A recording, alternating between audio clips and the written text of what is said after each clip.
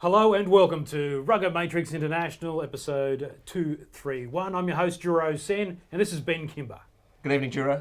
Good evening, Ben, and good evening, Benn Robinson. Juro, pleasure. Kat, How are you, Benny, mate? good to see you, mate. You too, buddy. great to see you, and it's a bit sweaty here tonight. You're in the front row, but you're in the middle. You're our hooker tonight. Very unusual position for me, mate. Hey, great to see you. Couldn't get you last week, but we really appreciate your time here at the studio. It's a pleasure being here. All right, we're going to get stuck in. So, as always, we start with the strike issue of the week. And Ben Kimber, what is it? The strike issue of the week, mate. Thank you to our wonderful sponsor, Strike. Now, not as many games this weekend, clearly just the one. But I want to have an issue that I think I'm surprised the press in Australia aren't talking about more, less so overseas as well. But my strike issue of the week is, should Michael Cheika be sacked after the year the Wallabies have had? Just to ease you in, Benny. Wasn't seeing this coming, but I'll let you start there, Juro, I reckon. All right, so let's have a look at it. So the record this year, 6 wins, 9 losses out of 15 games. Now, let's put that up against South Africa. They had 4 wins and 8 losses out of 12 games. So very similar boat. Obviously, the way that South Africa lost means they are in all sorts of trouble. Australia had really good passages of play, and I think from that point of view, that's why no one is really, from a media point of view, is asking for Cheika's head. And the other reason I'm going to say why he shouldn't be sacked is, who are you going to replace him with? Well, this is it, right? Now, Benny, it wasn't an attack on Cheika, that it was a question. And I think it's a valid question that needs to be asked. We're talking about one of the poorest years the Wallabies have had in a long time, and the team has finished on a low note. Now, the record for the year, the 6 wins out of 15 games, 9 losses. Now, I don't think you can talk too adversely about the losses to the All Blacks, but what I think is unacceptable is the 4 losses to England. I mean, the English team that came out here were also in a rebuilding mode under Eddie. Yes, they had a good Six Nations. We talked about whether it was a great Six Nations. Well, clearly a Grand Slam is a great result, but I didn't think that they were smashing it. They came out here and we had some games and some test matches there we should have won, and it's where the Wallabies started to lose their way. And my concern now is, as they finished off the year, that we saw some of the same things, Juro, that you and I have been talking about that this team needs to work on. I'm worried that they are still the same things now and that Cheika hasn't got them moving in the right direction. Yeah, I think Juro makes 2 good points there, is that the reason why there's not so much, press around Michael Cheika at the moment is his passage of play where the Wallabies play really well. And you hear him speak on the weekend about they played a 40-minute game. Well, in the end, that's not good enough. And then the next point is, who's next in line to be Wallabies coach? And, we've had transition of Wallaby coaches in, 3 years, 4 years, maximum. But at the moment, I think for me, that is a real issue in Australian Rugby Union. Who's going to step up to the line next? But why do our coaches have to go overseas? Like, you see guys like Laurie Fisher, like, to me, and you know a lot more about it, to me, I think he's like second to none in terms of forwards coaches. Yeah, well, look, the other coaches, Les Kiss overseas at the moment as well. Some of these good coaches, I think the ARU has a real responsibility to not just develop the players, but develop a culture, where coaches want to stay in Australia, where we have a good foothold of good coaches, that really want to promote the way we play our game. All right, so Ben raises the issue, and it's been talked about mostly from a fan's point of view because they've looked at the record. And if you look at the cold hard facts, it's a terrible record this year, isn't it? Yeah, look, it's terrible. I think if I was playing and, knowing the players really, really well, they'll be severely disappointed with the season. As Benny said, the 3-0 in Australia, Sydney, Melbourne and Brisbane. That really hurt, didn't it? Oh, I think it hurt the whole rugby community, didn't they? I think I went to all 3 of those games and it didn't look like, I know we lost by a few points, but it didn't look like Australia was in the game. And, especially down in Melbourne, that was a very physical game, but, it was just tough to see. And I think the Australian public, when the Wallabies are at home, they want to see those wins. Yeah, and they do. And the thing about Cheika, and I think it is a valid point of if not Cheika, who? And there's also no question that Cheika, you can tell, lives and breathes it, right? It's not like he's leaving anything out in the park and that he's not doing the job as best he can see. But we talk about that 3-0 loss and how tough it was. The team, and Benny, you can tell us, they would have been absolutely looking forward to that Twickenham game on the weekend as redemption. And if anything, the gap got a bit wider. Yes, they played 40 good minutes, but in the end, it was a fairly dominant win by England, perhaps slightly more dominant than they were in Australia. Well, 37 points. That's a lot of points, put against the Wallabies side. And I know, Nathan Gray, their defensive coach, would be really disappointed in that. But, For me, that game is the Wallaby boys, they would have been focusing on that game. After losing, to Irish, the week before, Cheika would have rallied the guys together and, potentially got a win for the last game of the season. So. Yeah, so I think this is going to bring us to the point where we're talking about the style of play versus being pragmatic. Now, one of the most pragmatic coaches of all time was Ewan McKenzie, because he knew what to do to win games. Whether or not it was a longevity in that style of coaching, I don't know. But you approach the game in stages. Sometimes you go flat out. Sometimes you knuckle down. You play a tight game, right? But Australia wants to, Cheika's on record, he wants to play this great Randwick style of play. And you can't do that, can you? Yeah, well, we saw in the England series, when they're over here, they really struggled, to get into the game. England played such a tactical game, kicked really well, Young's played really well. Their 9 and 10 combination really set us apart. And I think our combination of 9 and 10 during that series really struggled. Yeah, it did. Now, we talk about the style of play, and this has been a bit of a theme for Giro and I. I know you watch all the time, Benny, but in past shows we've talked about it a lot. And one of the reasons that I'm not asking whether Cheika should be sacked in a sort of malicious way, but my main concern is that I'm not sure that strategically this team is on the right track. But Cheika, I think, is doubling down. And I want to just, one of the quotes from the post-match press conference, Cheika said a few things along the lines of, we're building a different style and approach to the skill base. And he talked about Mick Byrne coming in and he wants the players doing different things. And he said, we know that's going to take time. But he also said the style that they want to play, i.e. him and the team, and that the fans want them to play with running rugby, they just need to play for longer. Whereas the contention I think that Giro and I have had for not just the Wallabies but other teams through the Rugby Championship, etc. this year is you can't play flat out for 80 minutes. You've got to mix it up. You've got to slow it down sometimes. Ben Youngs showed on the weekend that when the game was getting away from them, the old box kick, the little chip kick into the corner, slow it down, walk your way to the line out, where it just seems that the Wallabies want to play up-tempo 80 minutes, and I just don't think that's viable.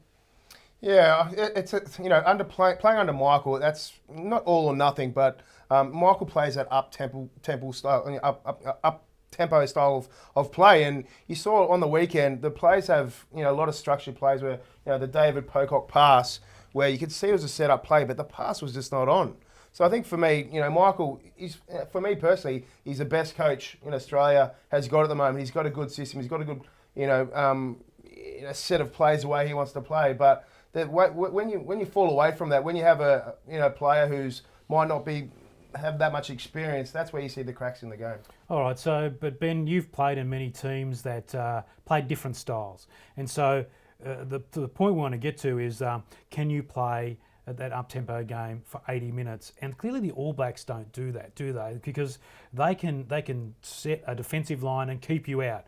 And they've done it against the Wallabies and really good teams where they've knuckled down and tackled. Then you cough the ball, you're in desperation, you throw it out the back, and then bang, Ben Smith picks up the ball, someone like that.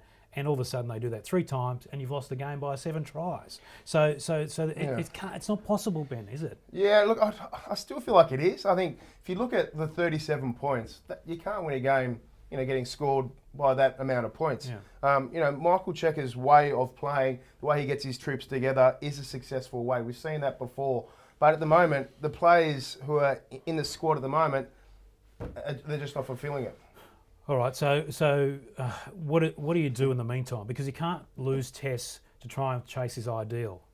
Yeah, look, I think, there's some principles that need to come into play. My biggest one, and, you look at a team is built on their defensive work. Right. And you can really get the mental sort of feel of a team and where they're at from their defensive work. And I've got to say it again, 37 points against the English is not acceptable. I mean, we can't say they're an amazingly great attacking side. They're very well structured. They have a good kicking game. They know when to play. They know when to kick. But in the end, look at the tries. They were just turnovers. Turnovers, yeah. Quick tap, try time. But for me, stick with a good style of play, which Michael does. But Michael, I know he's been adaptive. Originally he did not like box kicks, and you see our players are box kicking more now. Because we know that our players can kick these box kicks now. Yeah. Not a fan of box kicks. Yeah. But you're not to be a fan. But look at the way that the Wallabies kicked off the first 4 kickoffs. For a start, they went straight to Nathan Hughes. I think the replacement number 8 for Vunipola. And for a start, I thought, why are they doing it 4 times in a row when he's clearly caught it every time? They've set the ball, and Youngs has just box kicked them out of trouble. So there's clearly a place for the box kick. Yeah, but not every box kick's the same. So the traditional box kick, which goes 50 metres in the air and chase through, is diabolical. But look at the subtlety of Young's box kicks. They were flatter, they had more purpose to it, and that's where their England kicking game obliterated Australia's. Yeah. Well, so this then is a question I want to ask you, Ben, because it's another way that I look at the way that I've never Cheika's box One of the best box kicks. the flop kick is, I think it's what they call that low flat one. Yeah. Chip and chase. But I sometimes feel that Cheika's also is committed to a style of playing, because I also think that sometimes when you put a team together, you've got to play with what you got, right? And we haven't got a great tactical kicking game in the Australian team. We haven't had for some time, like what you'd say, a world-class tactical kicking game hasn't been a strength I think, for some time. And also, he's fitting 2 world-class back rowers in. He's pulling Pocock out of position, so he's got 2 very mobile back rowers. So it lends itself to a game where you want a mobile pack and you want to use mobility and width as much as you can, but also if kicking isn't your strong point, it is keeping in your hands and looking for your strengths, looking for your Folau's and your Dane Haylett-Petties and those guys. Do you think he's influenced by the team he has as well? Oh, of course he is. I think Michael is a big believer in, not really working on a player's weakness, working on what they're really strong at. And you see that in his selection, Hooper Pocock, that combination there, the bigger locks coming in as well. He uses those strengths as well. And I think you're quite restricted in the play you want to play when you're back-to-back picking the same players each week. And I know Michael has a philosophy of really pressuring players, selecting the team really late as well. But, you have teams that come up against Australia now, they know the style of rugby that they're going to play, and it's easily knocked off. Tell me, as a player, as a fan and a lover of the game for so long, I always found a bit of solace and comfort in the fact that I knew the same 15 was running out every week. And as a player, surely you would like that. But think of those combinations. Surely, Ben, if you're playing with guys from the opening whistle who you're running off week to week, who are exactly the same, sure the opposition might be able to work you out, but that competition in the side is one thing, but that combination surely gives you the better opportunity in those clutch plays to do stuff without thinking about it. Yeah, I think when Michael picks his team really late, it's a real tactical play to get his players performing, on Monday, Tuesday, Wednesday, and Thursday. I see the benefit in both. Sometimes it's really good for me as a player to go, well, Tuesday I've got to really put it in. I've got to really focus.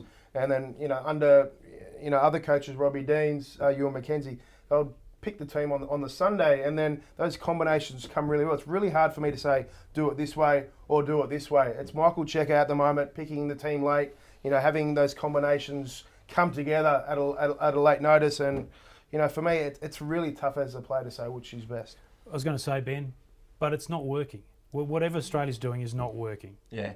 And Benny, I just want to mention for a second, we have a fantastic audience out there who post plenty of comments, plenty of smart comments. And one of the themes that's been posted a couple of times on both YouTube and Facebook after the game, which I did want to ask you about, is there's a belief that Michael Cheika has changed the way that he was supporting his bench, right? He's made a big focus in the past on finishes. And your point of picking the team late is it was really an approach of we are a 23 and whoever's out there is going to play their role because we've got our patterns. But particularly these last couple of games, it's felt like he's lost a bit of faith in that bench. He's made changes later. Do you think that that's been something that you've noticed? And do you think that he's moved away a little bit from that finishers feel for this Wallabies side? Yeah, I think he has. I think when you have a lot of faith in your bench, you see your bench nice and early.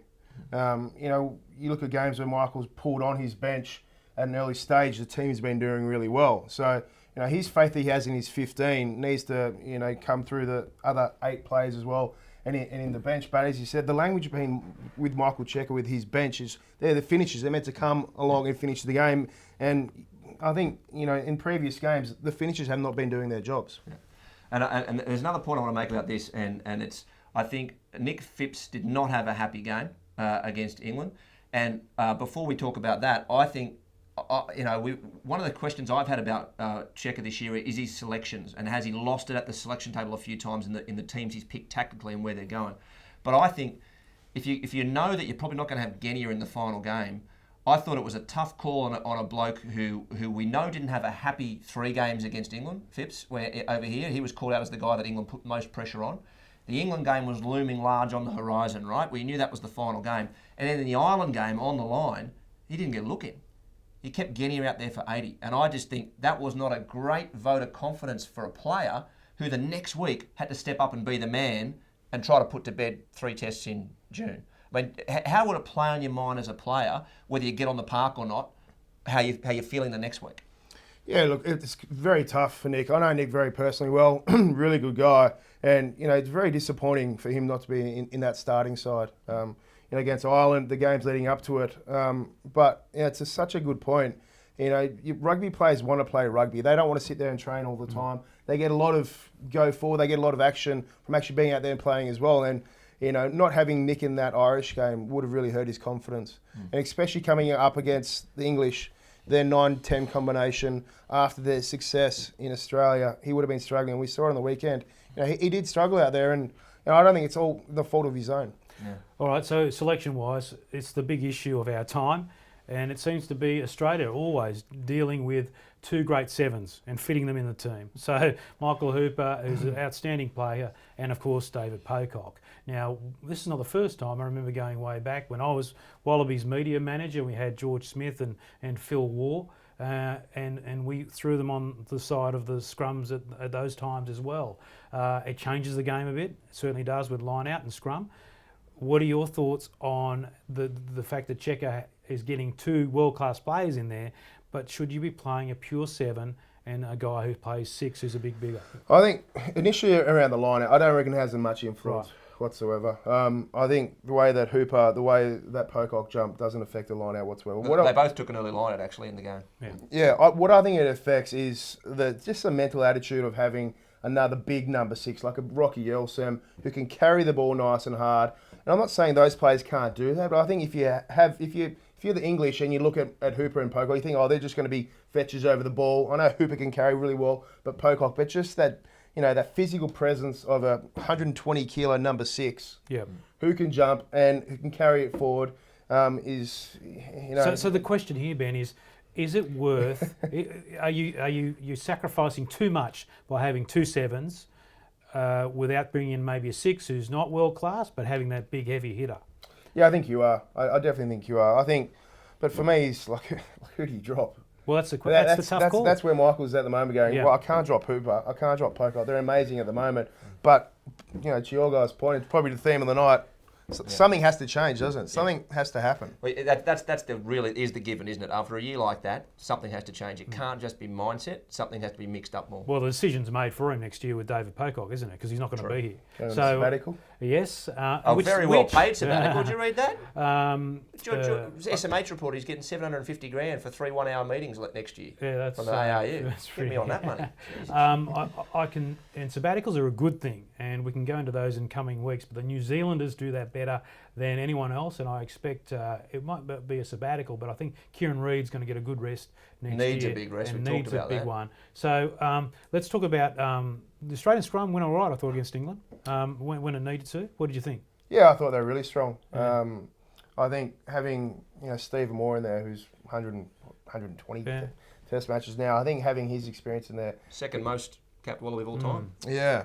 So Stephen brings a lot of experience in there. I think Scotty C still young at Loosehead, still coming through, and I think the front row is come a long way, or the whole scrum's come a long way in the last couple of years, and it's an area where Mario Ledesma really focuses really hard, and those boys, I can tell you, they train. Come Monday, they're bashing each other in the scrum as well. And what about Tsukopi Kepu, who are running free? It reminded me of a young Benn Robinson, scoring a great try. He can score a try. My hamstrings were never that Is it a sort of goose step thing you push through? Tsukopi used to be number 8. Yeah. So a little show and go. It was nice, wasn't it? Yeah, it was. Yeah, it's not really front row. And actually, and that's where you thought, God, we're back in this. Yeah. We're coming home with a wet sail here. I said to Rocky Elson once after we lost a game at Crusaders, I think the final, I said, "Can we possibly ban kicking for the entire game? Because if you're not good at it, then I reckon there's not much point doing it." What do you think when a kick goes astray, it goes 20 metres down the field, when you sustain a bit of pressure? Does your heart sink a bit? Yeah, it does sink. Of course it does sink. especially when you're working so hard in attack, and then this terrible kick comes over, and it's just easy turnover of possession. Yeah. But you make a good point. Like Chris Latham back in the day, Yep. massive big left boot. Mark Gerrard. Mark as well. Cameron Shepherd for those guys as well had really good boots. And you look at the team at the moment, no one has got that massive, big, dominating, big kick to get. Hodges getting there, but he's not there quite yet. Yeah, even Burner's got a really accurate, strong kick, but not a massive kicker of the ball as well. And it does make a difference. As a forward, you see a good kick come in, it sort of gives you that extra spurt of energy to keep going forward as well. Absolutely. So there's extra benefits to the kick. Now, mate, I wanted to just go into the game a little bit more, just some of the periods. Cheika very much in the post-match press conference talked about 40 good minutes and 40 poor minutes. But I'd even say that they didn't take their opportunities in that first 40. Only 3 points at half-time wasn't really a great reflection for Australia of the way they went. That first 20 minutes, they came out firing and they had England under the pump. They really were on top of them. They were shifting the ball around. They got over the line an extra 3 times and had the TMO involved and didn't quite get the points. Yeah. But what I thought I saw in that first 20 was I really thought that they tried to play their up-tempo game, but if you will, I thought they took it one notch down. They seemed a bit more controlled than when they got it. Sometimes they've been a bit frantic trying to play that up-tempo game. So I really thought they saw there the game they wanted, but England did such a good job to keep their heads, scramble their way back in, and then take the points when they could, that I would have thought England at half-time, and you've been in so many sheds at half-time, Benny, that to feel that you've had all the momentum and had all the game, and then have them breathing down your neck at half-time, it wouldn't feel like you were on top as well as you should be. That's a difficult one to talk about because, the second half was so crucial, in the game on the weekend. But if Michael Cheika comes in and lets the players play a style of game where they just, I don't know how to say it, just play the way you want to play, let it be free, let it be open as well. And then, as I said, that second half, it didn't seem as solid as the first. They didn't seem to have that extra bit of flair. As I said, some of those push passes, some of the carries, weren't what you saw in the first half as well. But for me, the English, they took their opportunities when they could. Some of their tries, you wouldn't say are the greatest of tries, intercept and so forth, but they found a way to win. Yeah. Previous games for the Wallabies, they've found ways to win, but they, at the moment, they're just not finding that little extra notch to say, look, we might have won, but we won roughly. Yeah, it's a good point. Like the opening try for Naivala was really good. The Wallabies clearly had a crack at Ford in the 10 jersey. That 10-12 defensive combination for England is where teams try to find them out a bit. They're not massive guys, so they run a few big men at them, create a bit of that space, and then a quick ball shift. And Dane Hallett-Petty threw a nice cutout to Naivalu. But I think, to your point, Ben, what we see is the Australian team, when they're on the front foot, when they're feeling like they're going well, they are very hard to stop, right? They shift the ball beautifully. But they don't seem to have that different way to score tries. You know what I mean? Their way to score tries is to punch it up, make a bit of space, and then move the ball fast. Whereas what you're saying, is, what I'm hearing is, when we look at England and New Zealand are the kings of this, the opportunity to turn something on or to turn something around, that they're under the pump, but all of a sudden they're up the other end and there's a try, or they're in territory getting points. Other teams seem more able to just create something from nothing than this Wallabies team, who seem to rely on that front foot more. Is that fair? Well, the Kiwis are the kings of it, aren't they? That turnover possession is where they score their most tries and most points as well. And I don't know whether the players are too solely focused on right in front of them and not really looking next to them as well. But some of those tries, the tries they're scoring, you can't defend. You can't defend them, but they're great tries, aren't they? They look really good. But what wins games is that little 5%, little quick tap here, little touch there. Get the defence offside. But we're not getting enough set piece plays to be scoring those good tries. I also think, Ben, that's a really good point. I just think that the England side and the New Zealand side just have a few more things in their armoury. So I think they're better prepared. They might have a bit more in their playbook that enables them to do things. So if we're peeling off, we work on the right-hand side of the field, and something else happens that's unexpected, they've got a backup plan for that. I just think they've got a deeper playbook than Australia at the moment. And I know that Stephen Larkham's got moves like coming out of the wazoo, and they're beautiful. They're absolutely beautiful. But I just think when the unexpected stuff happens, when it breaks down, England seem to reset quite quickly. And the key for that is their kicking game. Absolutely brilliant kicking game, and that is the number one issue that Australia needs to work on. They need to look, if someone can't boot it down, do what they did. A couple of rugby league type kicks, so just finding the touchline and relieves the pressure. Here's a question: rugby smarts. Who do you reckon's got the better rugby smarts in world rugby at the moment? As a team? As a team. Well, I was going to say Ireland. Ireland. But that's what you're sort of talking about, though, like the ability to go, okay, well, we can, if this doesn't work, quick tap Ireland, here or Ireland, England, and New Zealand. Look, I think New Zealand do, but I think the best game we've seen for it is the Ireland win over the All Blacks, right? That was they mixed that up so beautifully, and the game they played. And and that's where we've talked before about Cheika's tactics of he wants to play the game he wants to play. We see other teams are better at adapting. Yeah. They're better at adapting, and that often rests in the 9 and 10 in their control. Can I ask this question of Ben? Because we keep going on about this. Ben, when you go in with a tactic and a way to play the game, there is an opposition trying to stop you. So there's got to be surely there's some sort of respect there. You say, okay, what we're doing is not working. We've got to change it on the run. Firstly, is the Australian side capable of doing that on the run, and do you have the freedom to do that as a player? You definitely do have the freedom. So you might have a set piece where you go wide, you go to the sideline, come back to the middle, and if you make a good carry there, we'll keep playing on. But I think what we're seeing at the moment is the players are really thinking about the play, the set play, and what's actually happening, and not really. That's why I said the rugby smarts. Yeah. That's why I said does the player? He's so scared. He's so scared about what's going to happen the next phase, and not really worry what's in front of him. And I think some of the try, like that Sekope Kepu try, was out of nothing. Yeah. But Keps looked up. That's right. Then just goes, I'm going to go forward. And people go, that looks like an easy try. Australia scored a try. It was Joe Marler, the opposite prop he spotted, and just went straight around. And Ben, they scored a try that you've been talking about, that others have scored against Australia. Yeah, I think, as you said, a few tries that went to England, you go, okay, maybe, it's disappointing, 37 points is disappointing, but you get a few more tries like that in Australia. And a lot of these conversations we're having, around selection, around our kicking game, they wouldn't be there.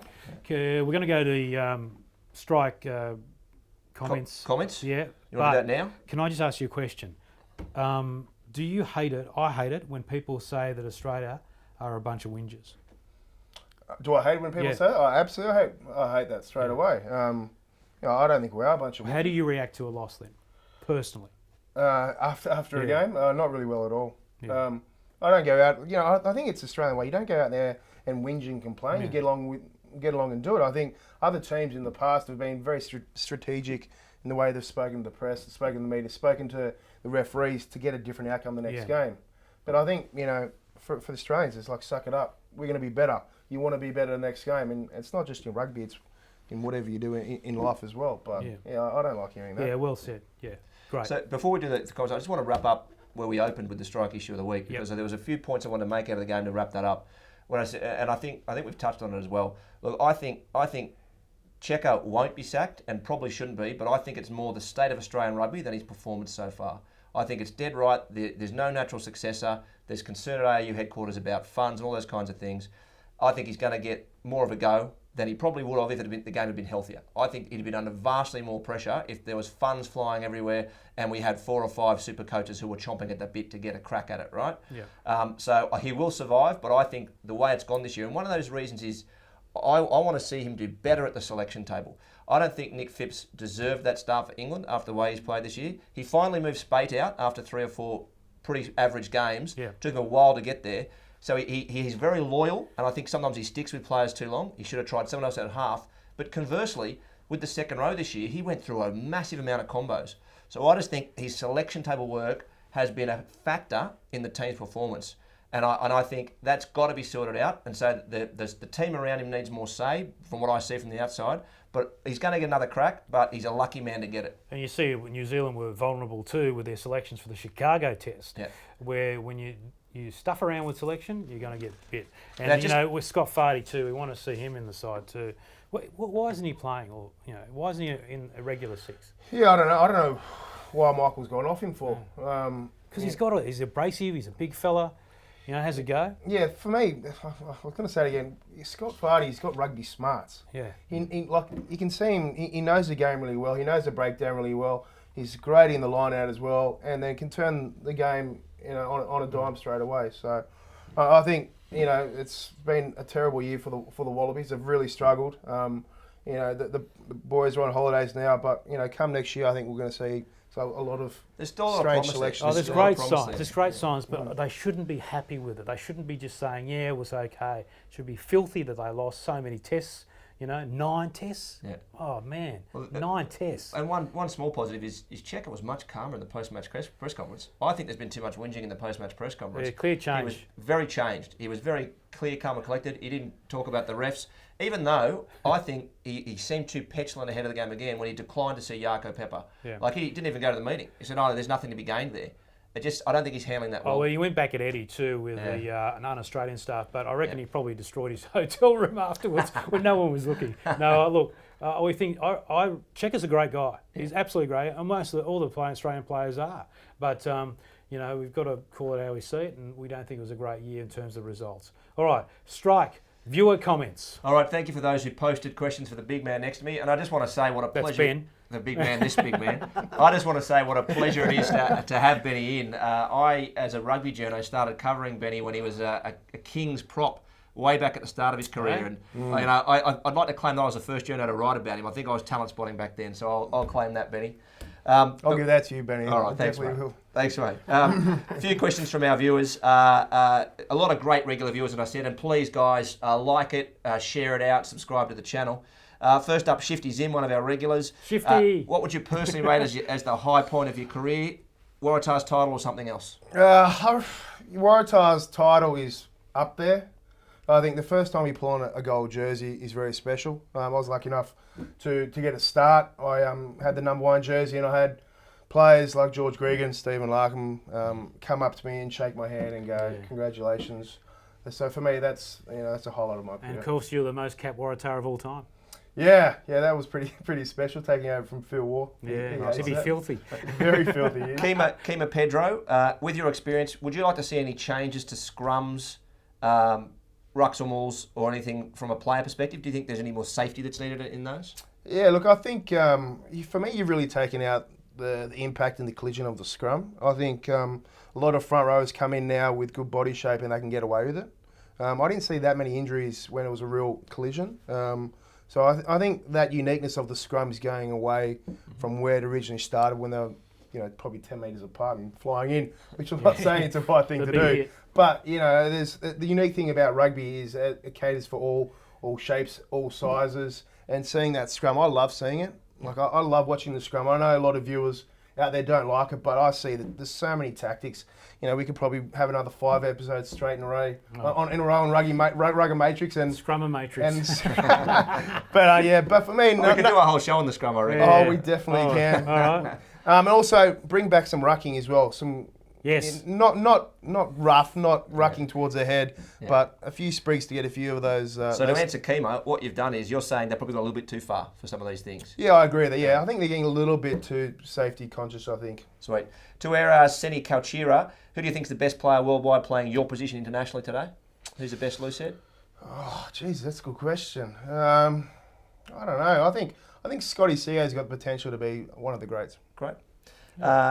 Who was your favourite Aussie captain and why from Jock Hickey? Phil War. I think Phil was abrasive style captain. I think he called a spade a spade. If he missed a tackle, you try and say, "Oh, it wasn't my tackle to miss." But look out. He'd tell you, mate, well, supposedly it wasn't your tackle, but you still missed it. So I think he was straight to the point. And when he was getting a bit older in his age, he used to tell me to get left side up so he can get quicker to the breakdown. And the last one from another great regular, Philly Steve Tupua. Who did he rate as his most toughest opponent?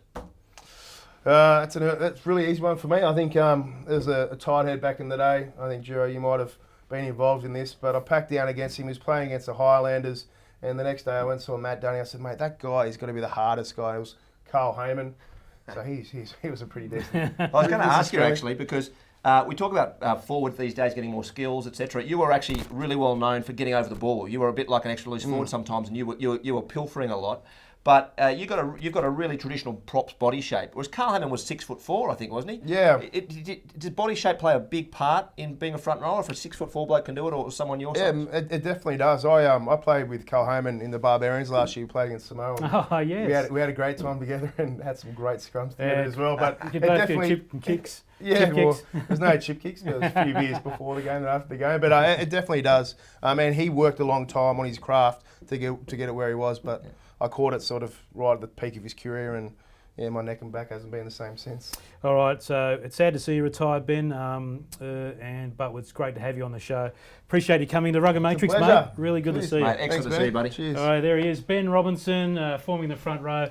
Ben Kimber, Thanks, mate. good to have you, mate. As always, and great to see Benny in here. All right, and thanks once again. Share us, like us, all that sort of stuff. And until next week, I'm going to hold over my plan to save South African rugby. Till then, look out.